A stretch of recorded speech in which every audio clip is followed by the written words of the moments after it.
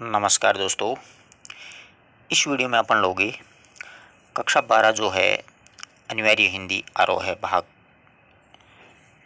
2 उसके बारे में एक अगला अध्याय है रघुवीर सहाय का, उसके बारे में चर्चा करेंगे, पढ़ेंगे। सबसे पहले अपन को क्या करना चाहिए, कवि का परिचय पढ़ना चाहिए अच्छी तरीके से। तो देखिएगा, रघुवीर सहाय जो हैं वो अज्ञेय जी के द्वारा दूसरे तार सप्तक में सम्मिलित कवि थे, ये ध्यान रखना। अज्ञेय के द्वारा संपादित दूसरे तार सप्तक जो था 1951 में, उसमें सम्मिलित थे। रघुवीर सहाय का जन्म 1929 में हुआ था, 9 दिसंबर 1929 लखनऊ उत्तर प्रदेश में। इनकी महत्वपूर्ण जो रचनाएं हैं, सबसे पहले अक्सर परीक्षा में पूछी जाती हैं उनकी रचनाएं। तो इनकी महत्वपूर्ण रचनाएं सीढ़ियों पर धूप है, बहुत प्रसिद्ध रचना है, 1960 में प्रकाशित हुई। आत्महत्या के विरुद्ध, ये 1967 में प्रकाशित हुई। हंसो हंसो जल्दी हंसो, ये 1983 में प्रकाशित हुई। लोग भूल गए हैं, ये 1982 में प्रकाशित हुई। और कुछ पन्ने कुछ चिट्ठियाँ, ये 1989 में प्रकाशित हुई। ये इनकी क्या है, प्रसिद्ध काव्य संग्रह। ये इन्होंने वैसे तो कहानियाँ भी लिखी हैं, जैसे रात का तारा है, मुठभेड़ है, मेरे और संगी औरत के बीच है, 3 मिनट है, सेवा है, खेल है।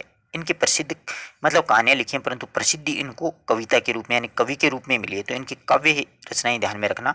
सीढ़ियों पर धूप है, आत्महत्या के विरुद्ध है, लोग भूल गए हैं, हंसो हंसो जल्दी हंसो, कुछ पन्ने कुछ चिट्ठियाँ, ये इनकी प्रसिद्ध काव्य संग्रह है। और इनको लोग भूल गए ना, उस पर साहित्य अकादमी पुरस्कार है वो भी मिला हुआ है।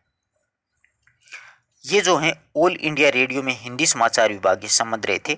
हैदराबाद से निकलने वाली पत्रिका है कल्पना, उसके बाद में नवभारत टाइम्स और दिनमान से भी ये संबंध यानी जुड़े हुए रहे थे। ये प्रसिद्ध पत्रिकाओं से इन्होंने शुरुआत की थी। ठीक है, प्रत्येक साहित्यकार होता है शुरू में, पत्रकार ही होता है। साहित्य अकादमी पुरस्कार, इनको साहित्य अकादमी पुरस्कार है वो लोग भूल गए रचना के लिए 1984 में मिला था। और इनकी एक रचना है हंसो हंसो जल्दी हंसो, देखिएगा आप लोग नोट कर लीजिएगा, हंसो हंसो जल्दी हंसो। इस रचना में आपातकाल से संबंधित कविताओं का इन्होंने संकलन किया। और उनका संपूर्ण जो साहित्य रघुवीर सहाय रचनावली के 6 खंडों में प्रकाशित हुआ। ये खंड भी ध्यान रखना, अक्सर परीक्षा में पूछे जा सकते हैं कितने खंडों में प्रकाशित हुआ। ठीक है, अब देखिए 1990 में इनका देहांत हो गया था। 1990 में दिल्ली में इनका देहांत हो गया। 1929 में जन्म हुआ था। कुछ होगा अगर मैं बोलूंगा, न टूटे तिलिस्म सत्ता का, मेरे अंदर एक कायर टूटेगा। ये प्रसिद्ध पंक्तियां हैं। रघुवीर सहाय जो हैं वो समकालीन हिंदी कविता के संवेदनशील नागर चेहरा है। यहाँ पर अच्छा प्रश्न बनता है कि निम्न में से किस कवि को संवेदनशील नागर चेहरा कहा है, तो रघुवीर सहाय को। सड़क है, चौराहा है, दफ्तर, अखबार, संसद, बस, रेल और बाजार की बेलोश भाषा में उन्होंने कविता लिखी। घर मोहल्ले के चरित्रों पर कविताएं लिख करके उन्हें हमारी चेतना का स्थायी नागरिक बनाया। हत्या, लूटमार और आगजनी, राजनीतिक भ्रष्टाचार की छल छद्दम इनकी कविताओं में उतरकर खोजी पत्रकारिता की सनसनीखेज रपटें नहीं रह जाती हैं। यानी इन्होंने ऐसे विषयों पर काव्य रचना कर डाली, आत्मोन्नयन के माध्यम बन जाते हैं। ये ठीक है कि पेशे से पत्रकार थे, लेकिन वे सिर्फ पत्रकार ही नहीं, सिद्ध कथाकार, कवि भी रहे हैं। कविता को उन्होंने एक कहानीपन और नाटकीय विभव के रूप में प्रदर्शित किया। यानी इनकी जो कविताएं पढ़ेंगे तो ऐसा लगेगा जैसे कोई कहानी पढ़ रहे हैं या फिर नाटक का अध्ययन कर रहे हैं। जातीय और व्यक्तिगत स्मृतियां उनके यहाँ पर बिल्कुल नहीं के बराबर हैं, इसलिए इनके दोनों पांव वर्तमान में ही गड़े हैं। इसके बावजूद उनके मार्मिक उजास और व्यंग्य बुझी खुरदरी मुस्कानों में उनकी कविता पटी बड़ी है। छंदानुशासन के लिहाज से वे अनुपम हैं, पर ज़्यादातर बातचीत की सहज शैली में ही उन्हें लिखना और भी बखूबी लिखा भी है। बतौर पत्रकार और कवि घटनाओं में निहित विडंबनाओं और त्रासदी को भी उन्होंने रघुवीर सहाय की कविताओं की दूसरी विशेषता है छोटे एवं लघु की महत्ता का स्वाद। छोटे और लघु की कविता का महत्व स्वाधीन महज बड़े कहे जाने वाले विषयों या फिर समस्याओं पर ही दृष्टि नहीं डालते हैं, बल्कि जिनको वे हाशिए में रखा जाता है उनके अनुभवों को भी अपने रचनाओं का ये विषय बनाते हैं। ये भारतीय समाज के ताकतवर को बढ़ती हैसियत और सत्ता के खिलाफ भी साहित्य पत्रिकारों को पाठक का ध्यान खींचा है। उनकी संपूर्ण जो रचनाएं वो रामदास नाम से है ना, उनकी कविता आधुनिक हिंदी की महत्वपूर्ण रचना मानी जाती है। यानी एक रामदास नाम से इन्होंने एक लंबी कविता है वो लिखी है। अत्यंत साधारण और अनायास से प्रतीत होने वाली शैली और समाज की दारुण विडंबनाओं को पकड़ने की जो कला रघुवीर सहाय की कविताओं में मिलती है, उसका प्रतिनिधित्व उदाहरण के रूप में कैमरे में बंद अपाइज एक बहुत प्यारी कविता है जो लोग भूल गए काव्य संग्रह से ली गई है और इसी पर इनको साहित्य अकादमी पुरस्कार मिला है। इसमें शारीरिक चुनौती को झेलते हुए एक व्यक्ति से टेलीविजन के कैमरे के सामने किस तरह से सवाल पूछे जाएंगे और कार्यक्रम को सफल बनाने के लिए उसमें कैसी भंगिमा की अपेक्षा की जाएगी, उसका लगभग सपाट तरीके से बयान करते हुए कवि ने एक तरह से पीड़ा के साथ दृश्य संचार माध्यम के संबंध को रेखांकित किया है। किसी की पीड़ा को बहुत बड़े दर्शक वर्ग तक पहुंचाने वाले कविता को उस पीड़ा के प्रति स्वयं संवेदनशील होने और दूसरों को संवेदनशील बनाने का दावेदार होना चाहिए। लेकिन विडंबना यह है कि आप जब पीड़ा को पर्दे पर उभारने का प्रयास करते हैं तब कारोबारी दबाव के तहत आपका रवैया संवेदनहीन हो जाता है। रघुवीर सहाय जी कि यह कविता टेलीविज़न स्टूडियो के भीतर दुनिया की उभरती जरूर है, लेकिन ये आवश्यक नहीं है कि उन्हें सिर्फ टेलीविज़न के माध्यम से जोड़कर देखा जाए, बल्कि यहाँ पर एक व्यंग्य किया गया है कैमरे में बंद पाइज में।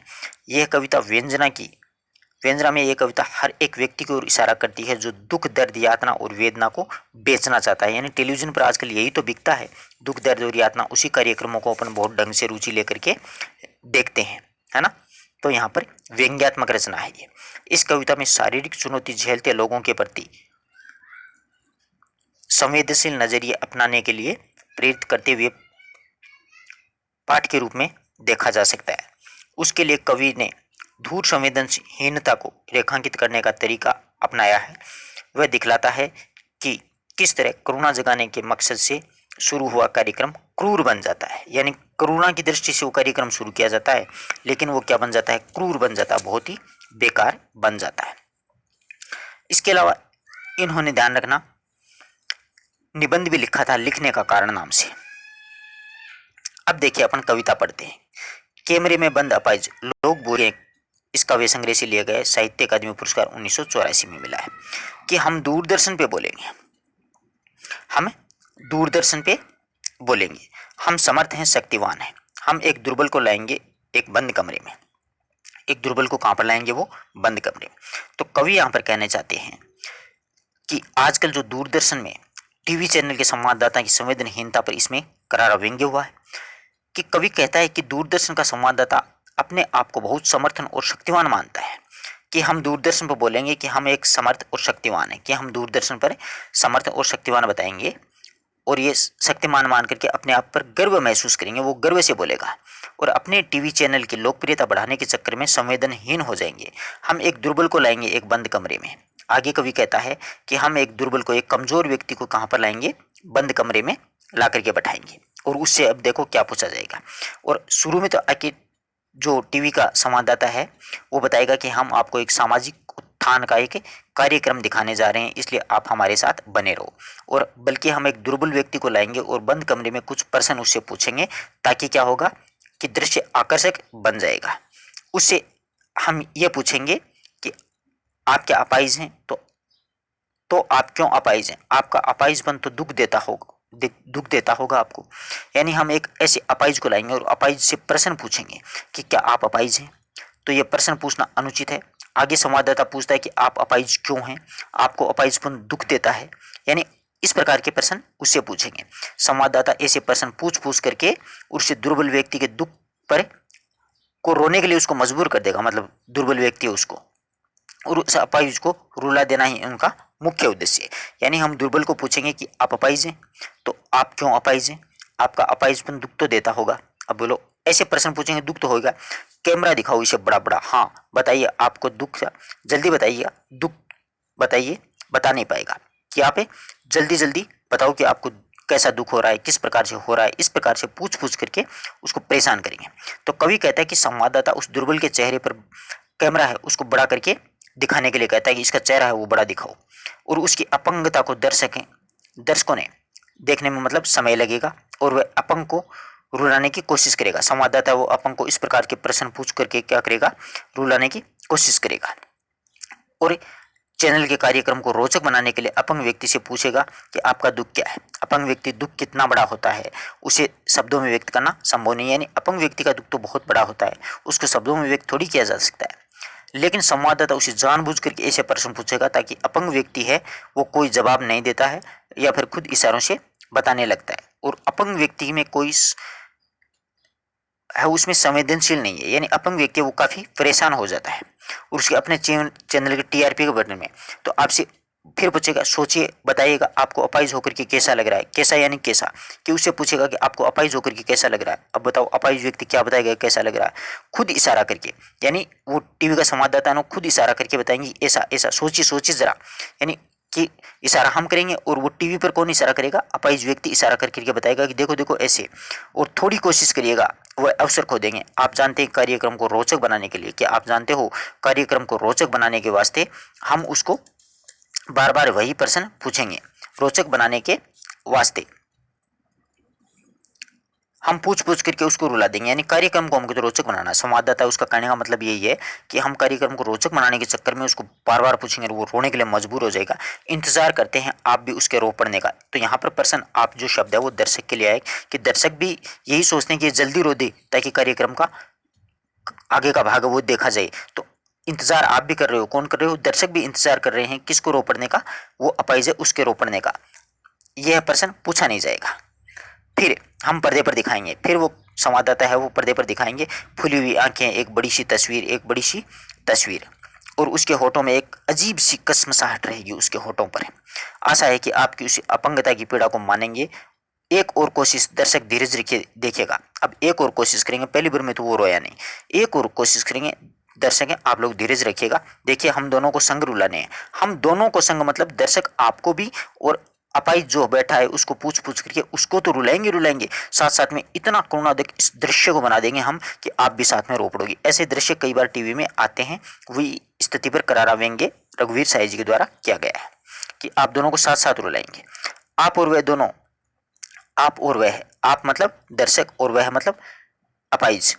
कैमरा बस करो, नहीं हुआ रहने दो, पर्दे पर वक्त की कीमत है। और अब हम मुस्कुराएंगे कि आप देख रहे थे एक सामाजिक कार्यक्रम, कि आप देख रहे थे सामाजिक उद्देश्य से युक्त कार्यक्रम। बस थोड़ी सी कसर रह गई, कसर ये रह गई कि भाई साहब वो रोया नहीं, वरना तो हम दोनों को ही आप दोनों को साथ रुला देते। तो कैमरे में बंद अपाहिज जो कविता है वो व्यंग्यात्मक रचना है और आधुनिक संचार के जो साधन हैं संसाधन हैं उसमें घोर व्यावसायिकता एवं संवेदनहीनता पर करारा व्यंग्य है वो कवि के द्वारा किया गया है।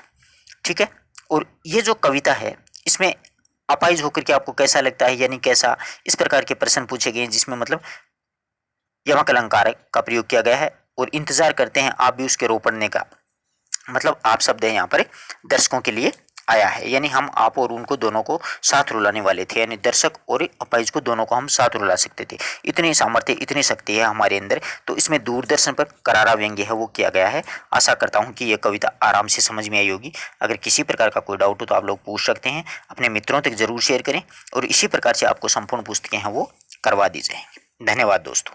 कोई शब्द कोई पंक्ति जहाँ पर जैसे प्रश्न बनना चाहिए वो मैं आपको बता दिया, जैसे कि आप और वह दोनों, तो आप यहाँ पर दर्शक, वह यहाँ पर कौन है, अपाहिज है, उसके लिए आया। और यहाँ पर एक जो प्रश्न बना था हम दोनों को एक साथ रुलाने हैं। अब दोनों को एक साथ रुलाने की बात किसकी आई है, दर्शक और उसको। आप भी इंतजार कर रहे हैं रो पड़ने का, यहाँ पर आप दर्शकों के लिए आया। तो ऐसी पंक्तियां अक्सर व्याख्याता भर्ती में पूछी जा सकती हैं कि ये पंक्ति किसके लिए आई है। ठीक है, धन्यवाद दोस्तों।